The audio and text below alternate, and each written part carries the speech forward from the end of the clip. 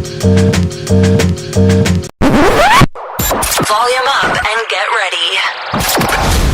Welcome to my podcast. Family, you do not want to miss the 6th Annual Carolina Veterans Appreciation Expo being held in Fayetteville, North Carolina, the weekend of July 26th through the 28th, 2019. This event is being hosted by Support Her Boots, NAVETS of America, Embassy Suites by Hilton, and the historic campus of Fayetteville State University. This event is a 3-day event which will be held in Fayetteville, North Carolina. It is going to be filled with fun, music, vendors, and artistry at its best. On Friday, you will have speakers. Saturday, you come out and enjoy the vendors, food. And on Sunday, the Salute to Soldiers Jazz and Inspirational Benefit Concert will be held at the Fayetteville State University stage. This inspiring event is the finale to the weekend. The concert will feature award-winning jazz artist Dante Lewis, actress best known for her appearance in the Tyler Perry's stage play Medea's Family Reunion, and singer Deatra Hicks, gospel hip-hop artist J-Lo, and the neo-soul gospel artist Via. This is a night of ministry through various forms and a night filled with surprise performances. We welcome sponsors, vendors, exhibitors, local artists, and volunteers to participate. Please, you gotta come out and support this event. It's gonna be the bomb. It is a 6th Annual Carolina Veterans Expo, and you gotta come out and support it. It is gonna be absolutely phenomenal.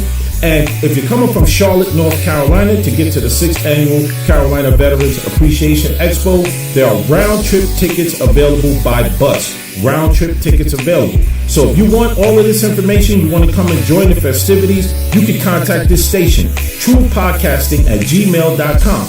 That is truepodcasting@gmail.com. Once again, that is true, TRU, podcasting@gmail.com. Peace, family. In addition to email, you could also contact Joy Cook directly at 704-380-7686. That is 704-380-7686. Ask for Joy Cook. Brother BenRah's is in the building. You know, you're breaking the rules yourself. You're going against the law simply because you're in a black community and you just feel that you could get away with that. Like, what would you do to hold these people accountable? What do you do? Your point is that this whole system is corrupt. So in order to do that, you would have to change the system from the top down. Right.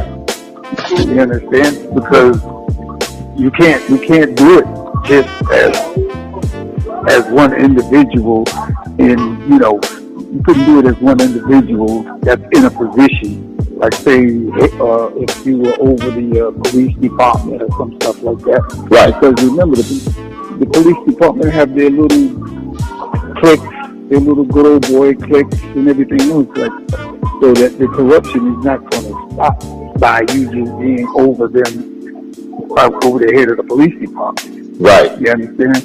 Right. The other side of that would be, like I explained before, is it's up to the community itself to come together as a group, as a people. Right. Come together in unity, set up their own police patrols, get together, pool their resources, and do that and clean up their own community. You understand? Right. Like I was explaining to you before about the Jews. If you go to the Jewish community, like I said, they have their own police. They only have their own patrols that patrol their community.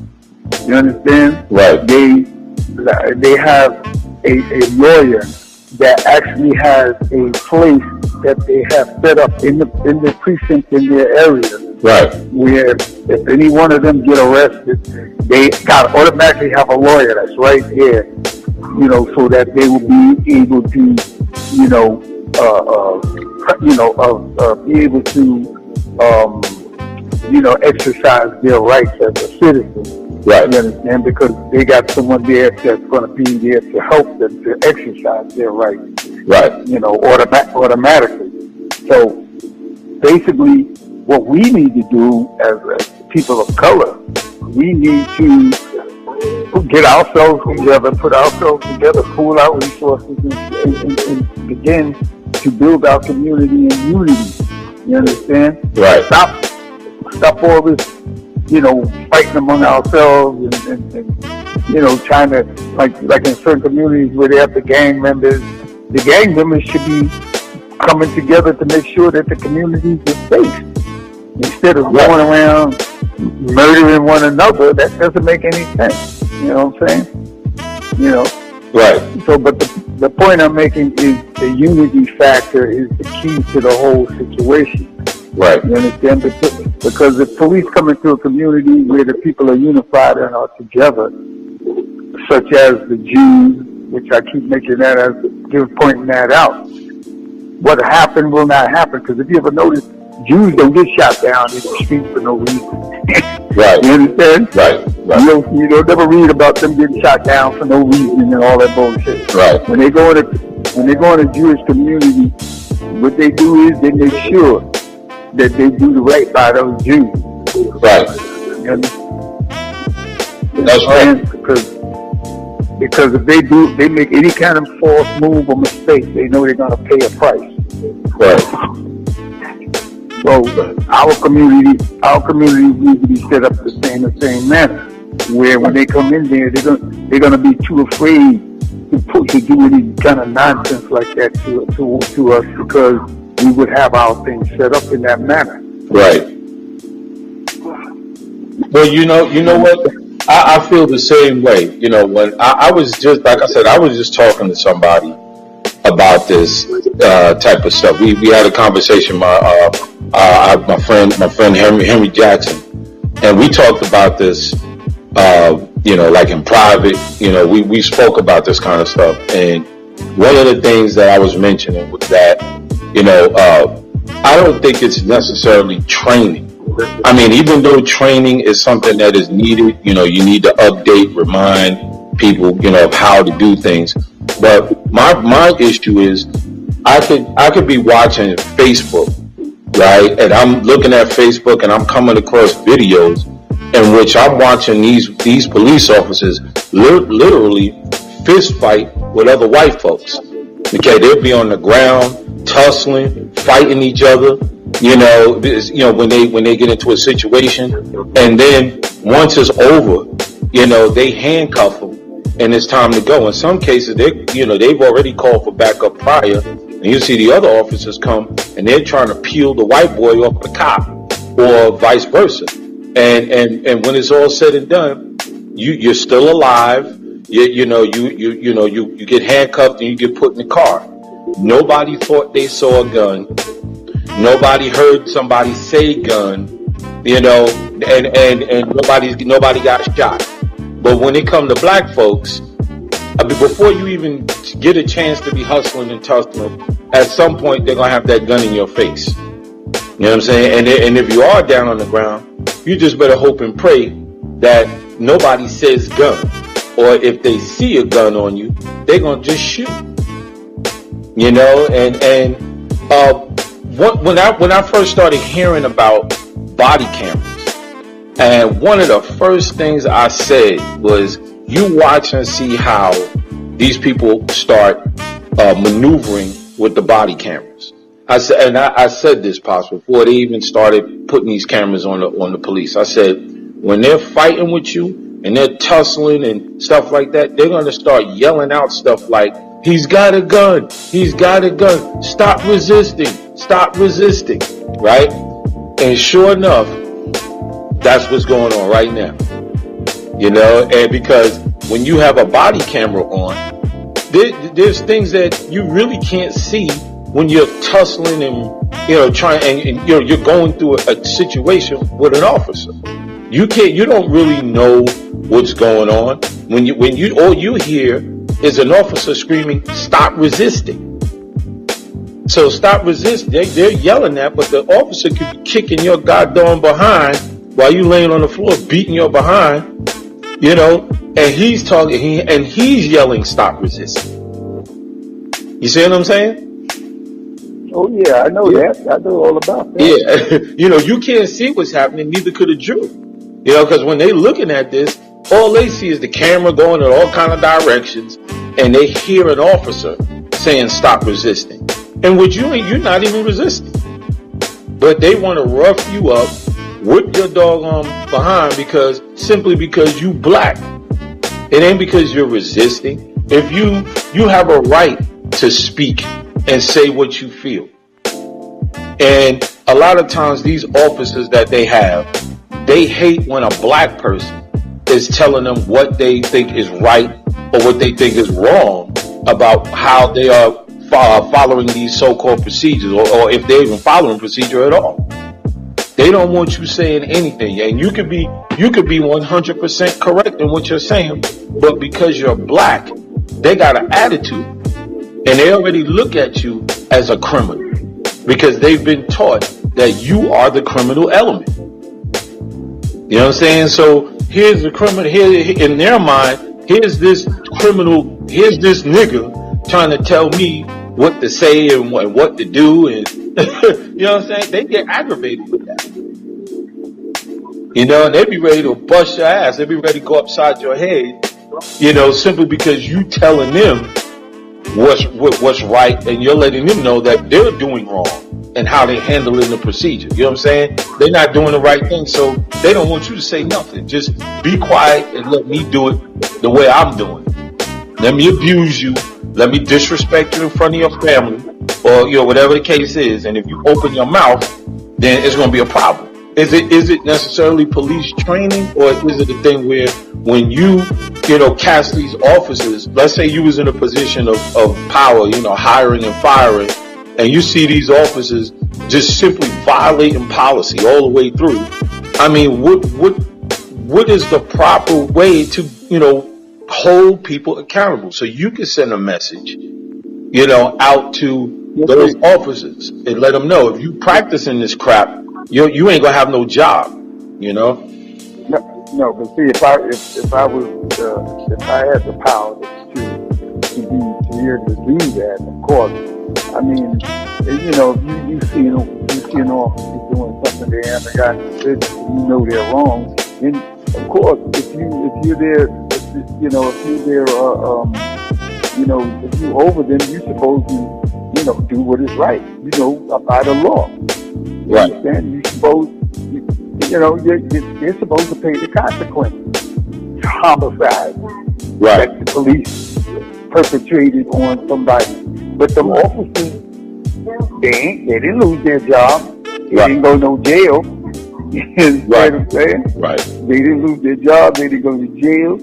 Some of them retired with a pension. Okay? some retired with their pension, full pension. Some they sent to other locations. Right. You understand? Right. You know, and so, like I said, the whole system is corrupt, and it's been that way from day one since these Europeans came to this country and murdered the indigenous people here and enslaved our African brothers and sisters, our ancestors. Right. Understand? It's been that way, the whole system. From the first president all the way up to the presidents of this very day and time. The system is corrupt, period. That's the bottom line to it. Now, go ahead. I'm sorry, go ahead. That's the very reason why this so-called president that you have here now is talking about he wants to send these black and brown people, you know, he don't want them coming into the country and talking about that it's an invasion and all this kind of crap, because he knows, and it's already been said by his own so-called people that he has around him, that the reason why they're doing what they're doing is because they don't want the majority of people to be black and brown people in this country, because he knows that if that happens, that they're going to vote the European out of office and put black and brown people in office. Right. Okay? They already said that. Okay? Right. You know what I mean? So they already have an agenda, like an agenda that stems from the past up to this present day, to keep us underneath their feet. Right. And at any cost, they're gonna do it. That's why they murder our leaders. When our leaders, they murder them, for whatever reason, or they put them in prison. Make bogus charges and bullshit. Right. You understand? They've been doing it for day one. So like I said, me personally, I say that our people must unify and come together. Right. And I'm not talking about just black people. I'm talking about black and brown people. All of us. We need to stop all of this. I'm from Trinidad. I'm from what do you call it? Haiti. I'm from Africa. Right. I'm from all this bullshit. Because it don't matter where you're from. If your skin is black and brown, if Europeans don't see you as a Haitian or are you from Africa or you from whatever. You don't look at it like that. You look at you as one thing, a black ass nigga. That's right. Pretty much. Right. You understand? So we're wasting time debating and arguing over where I come from and all this other bullshit. You understand? Right. What religion I am? I'm Muslim. I'm Buddhist. All that bullshit. We're wasting time. Right. While this man, he circled the wagons. He got his shit together. And the thing about it is, we up here bullshitting and arguing among ourselves, murdering each other in the street. You understand? Over what colors you got? I got red colors. You got blue. I got all this old bullshit. Right. You understand? Right. And all of that is just bullshit. We're wasting time, and our time is running out as people of color, because these Europeans they need to eliminate the hell out of us, man. You understand? Because they know we're the majority across the planet. When I know you know about the thing with Nipsey Hussle, the young brother from California who had gotten shot and killed, in front of his store out in California. Yep. And there's just been all types of information surfacing about his death, whether it's false information, rumors, or stuff like that. I don't believe it was because of his gang affiliation or gang time. Right. I believe what it was about the fact that he was trying to push them into another direction and bring them together as one unit, right? And show them how they can benefit by taking over the neighborhood, right, in a positive way. Right. You understand? Instead of killing each other off, that they could come together in unity and they could run their own community. That's right. That's what that there in itself, to me, made him very dangerous. Right. To them. Right. You understand? So naturally, when that happens, you see what happens follows with that. And like I said before, they go into they have people in our community who they have in there who are nothing but little Sambo Negroes that like to run back to whomever and carry news about who's doing what in the neighborhood, right, how they doing it. You understand? Right. And they use these same Sambo Negroes to carry out stuff like murdering people and stuff like that. So when they do kill you, they use one of your own to do it, so they could point the finger and say it wasn't us, it was one of them. They own did it. Right. You understand? That's what they did with Malcolm. Oh, it was one of his own. It was his own. They did that. Right. All the same old bullshit. Yeah. So my point is, like I said, I always say there's a saying I always say that the unity of the people is the master key that opens all the doors to liberation. Right. You understand? So if we don't understand that and begin to work towards that particular thing, we're going to be, like I said, we're going to be in big trouble, man. I'm serious. Because right now we're in trouble. Right. We're going to be in bigger trouble if we keep going in the same direction we're going. Exactly. Look at some of the states where there's predominantly black and brown people. Look what they're going through in those states. Right. What's that? What's the name of that state where the water is all bad in the? That's Detroit. Michigan. Yeah. Area called Flint. That's happening. Yeah, Flint. Yeah, Flint. Look at that. How long has it been since their water been like that? It's been over a year, probably like 2 years. That's what I'm saying. And you're gonna tell me they can't clean that water up and have them people have clean drinking water? Right. Come on, man. And look, ask yourself the question: why did they do that in the first place? Right. You know, because they're the ones who did that shit. Right.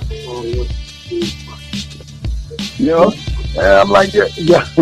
And the thing about it is, they knew about it for quite some time, and when it hit the news, this had been going on way before the news started reporting. Right, because they don't even they're not telling how long they've been going on, because kids were sick. Yep. And adults were sick, and they didn't even know what the hell was going on at first. Right. You know. Thank you for listening. Thank you for listening. Maintain. Peace.